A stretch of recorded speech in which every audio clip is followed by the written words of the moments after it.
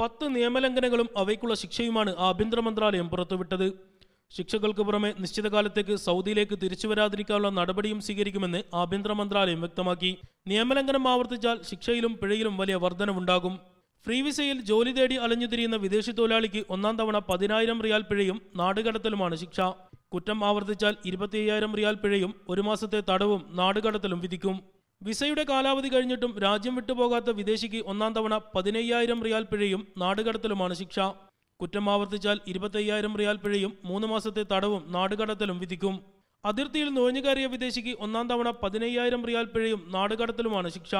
നുഴഞ്ഞുകയറ്റക്കാർക്ക് ഗതാഗത സൗകര്യമോ ജോലിയോ അഭയമോ നൽകുന്നവർക്ക് ഒന്നാം തവണ 25,000 റിയാൽ പിഴയും 6 മാസം തടവും പത്രത്തിൽ പേര് പരസ്യപ്പെടുത്തലും വിദേശിയാണെങ്കിൽ നാടുകടത്തലുമാണ് ശിക്ഷ. കൂടാതെ വാഹനം കണ്ടുകെട്ടുകയും ചെയ്യും.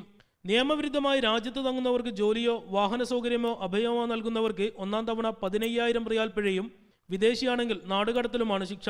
കുറ്റം ആവർത്തിച്ചാൽ 30,000 റിയാൽ പിഴയും 3 മാസം തടവും ലഭിക്കും. പുറത്ത് ജോലി ചെയ്യാൻ വിദേശികളെ അനുവദിക്കുന്ന തൊഴിലുടമയ്ക്ക് ഒന്നാം തവണ 15,000 റിയാൽ പിഴയും വിദേശിയാണെങ്കിൽ നാടുകടത്തലുമാണ് ശിക്ഷ. റിക്രൂട്ട് ചെയ്ത വിദേശി തൊഴിലാളി കാലാവധി കഴിഞ്ഞിട്ടും രാജ്യം വിട്ടുപോകാത്തത് അറിയിക്കാൻ വൈകുന്ന തൊഴിലുടമയ്ക്ക് ഒന്നാം തവണ 15,000 റിയാൽ പിഴയും വിദേശിയാണെങ്കിൽ നാടുകടത്തലുമാണ് ശിക്ഷ. ഹജ്ജ് ഉംറ തീർത്ഥാടകർക്ക് വിസയുടെ കാലാവധി കഴിഞ്ഞിട്ടും രാജ്യം വിട്ടുപോകാത്തതിനെക്കുറിച്ച് വിവരം നൽകാത്ത ഹജ്ജ് ഉംറ ഏജൻസിക്ക് ആദ്യ തവണ 25,000 റിയാൽ പിഴയും രണ്ടാം തവണ 50,000 റിയാലും 3-ാം തവണ 1,00,000 റിയാലും പിഴ ചുമത്തും. നുഴഞ്ഞുകയറ്റക്കാരെ ജോലിക്ക് നിർത്തുന്ന സ്ഥാപനത്തിന് ആദ്യ തവണ 50,000 റിയാൽ പിഴയും 1 വർഷത്തേക്ക് റിക്രൂട്ടിംഗ് അനുമതി നിഷേധിക്കലുമാണ് ശിക്ഷ. കുറ്റം ആവർത്തിച്ചാൽ പിഴ 75,000 റിയാലും 2 വർഷത്തേക്ക് വിസ നിഷേധിക്കലും പേര് പരസ്യപ്പെടുത്തലും ശിക്ഷ നൽകും.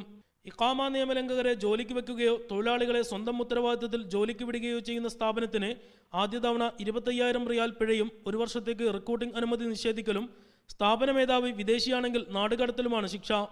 കുറ്റം ആവർത്തിച്ചാൽ പിഴ 50,000 റിയാലും 2 വർഷത്തേക്ക് വിസ നിഷേധിക്കലും പേര് പരസ്യപ്പെടുത്തലും ശിക്ഷ നൽകും. നിയമലംഘനം വിധിക്കപ്പെട്ടവർക്ക് പരാതി ബോധിപ്പിക്കാൻ 30 പ്രവൃത്തി ദിവസത്തെ കാലാവധിയാണ് ആഭ്യന്തര മന്ത്രാലയം അനുവദിച്ചിട്ടുള്ളത്. Azhar Puliyil, media 1, Riyadh.